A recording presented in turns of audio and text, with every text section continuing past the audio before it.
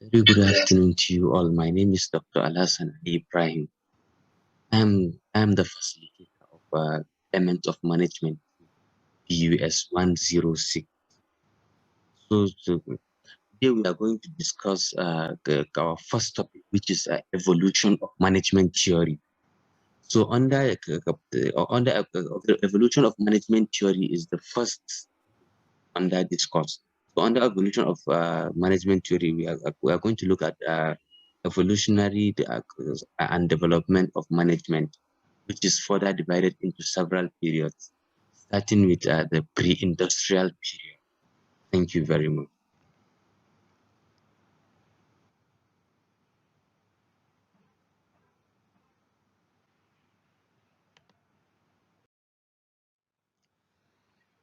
Hello, class. Good afternoon. My name is Dr. Alasan Ali Ibrahim, facilitator of Elements of Management, which is BUS 106. So under this course, we are, we are going to learn planning, in general, management functions, which involves in planning, controlling, organizing, directing, and also staffing. So we are starting with our first topic, which is evolution of management theory. Evolution of management theory is the first unit of this course, and and uh, and in this course we are going to in this unit we are going to look at the evolutionary and development of management, which is further divided into several periods, starting with the pre-industrial period. So in the pre-industrial period, management was practiced by various parts of management was practiced by various parts of the world, including Africa and Nigeria as well.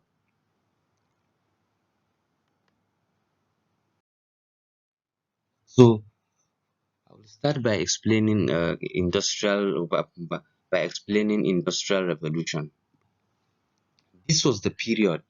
This was the period of intellectual awakening when the scientific and technological discoveries of Galileo and Harvey and other prominent geniuses gave rise to the Industrial Revolution. And one of the major advantages of the Industrial Revolution is that it gave birth to the accelerated rate of resources accumulation and the growth of large-scale enterprises. And it also brought under one and it was also brought under one roof of employees working together. So with this emerged different concepts and principles on how to manage a business effectively. So these are conveniently divided into four groups. So the first is scientific management supported by Frederick Winston Taylor, often referred to as the father of scientific management. And also the second is the human relations school. The third is the administrative school, advocated by a French engineer and geologist. And lastly, the modern approaches to management. After a scholarly review of management concepts over the years, the management theory jungle has been classified into the schools of management, and it has also been classified into six broad areas, which is one, the management process and the empirical, two, empirical school, three, human relations school, four, decision theory schools, and also mathematical school. So looking at the management process, we are going to look at the management process now. This school of thought perceives management as a process of getting things done through and with the peak and with people operating in organized groups. But the first one will have to will- but the first one we will have to understand the meaning of management, its functions and behavior. So there are different meanings, different meanings have been attributed to the word management. Some people see it as referring to a group of people, while some they think uh, they think of a management team or a group of individuals in an organization.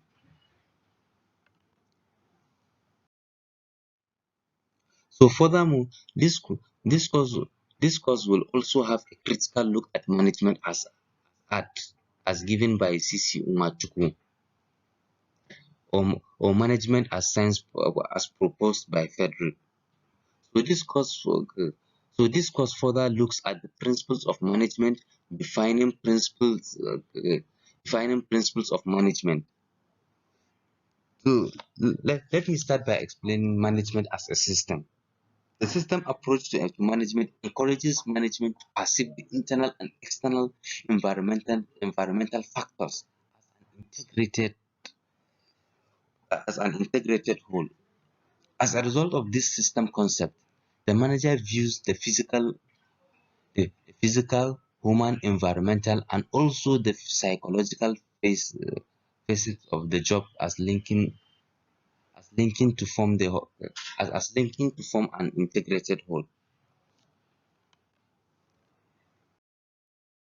Then common organization common organizational goals.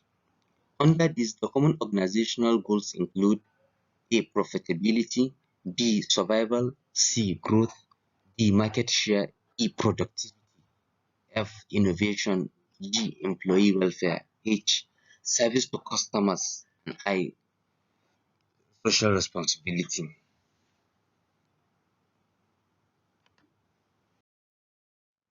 So there are unethical business practices in Nigeria which are: A. Outright bribe, one, outright bribe, two, unfair practices in pricing.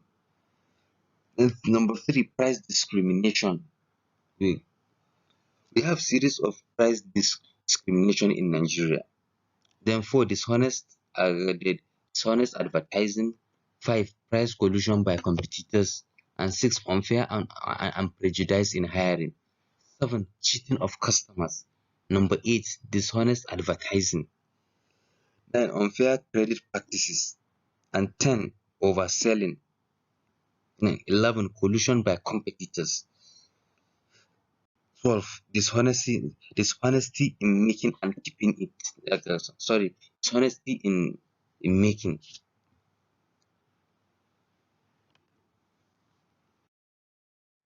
Then the behavior of management. Under the behavior of management, we have factors determining ethical decision. Number one, a man's personal code of behavior. Two, behavior of a man's superior in the company. Three, formal company policy. Then four, ethical climate of the industry. Five, behavior of a man's equal in the company. Then there are factors determining the unethical issue or unethical decisions. Number one, the behavior of a man's superior in a company. Two, ethical climate of the industry. Three, behavior of a man's equals in the company. Four, lack of company policies. Then for number five is our personal financial needs. Then then I'm going to go.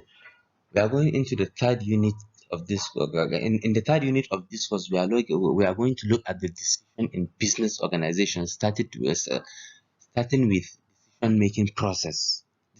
Decision is one of the most crucial activities of management. The necessity to decide is the everyday preoccupation of management in all types of organizations, whether small enterprises or multinational corporations. Decisions that management faces are sometimes simple, and in other instances complex and overwhelming. So nature of decision making. Classification of decision making. Decision making can be classified into three major groups. Number one, decision making under certainty.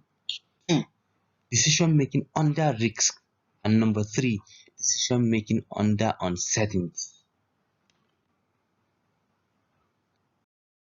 So there are stages in decision making which include: number one, the formulation of goals or the formulation of goals. Number two, Mental process to acquire knowledge on the situation.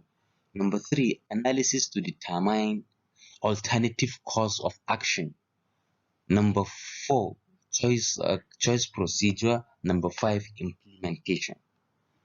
I think I'm going to stop here. We are going to continue from where we stop in this class.